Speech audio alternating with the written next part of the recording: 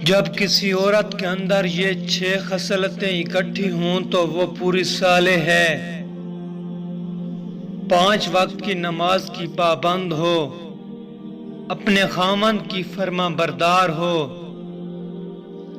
اپنے خاوند کو خوش رکھے، اپنی زبان کو غیبت اور چغلی سے محفوظ رکھے، سامان دنیا سے اسے رغبت نہ ہو،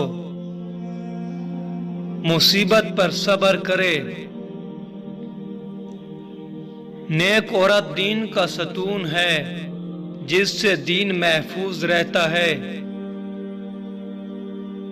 نیک عورت گھر کی آبادی ہے اور عبادت کی معین ہے۔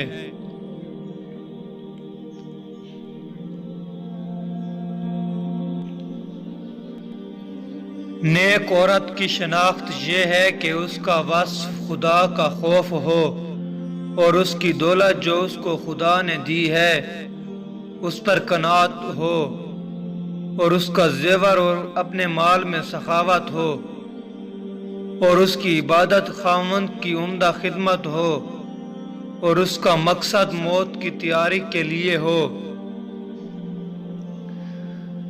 4 باتیں بدبختی کی ہیں: بچوں کا زیادہ ہونا، بری عورت جو اپنے خاوند سے خیانت کرتی ہے، ہمیشہ رہنے کے مقام یعنی قبر میں پڑوسی کا برا ہونا، مال کا کم ہونا۔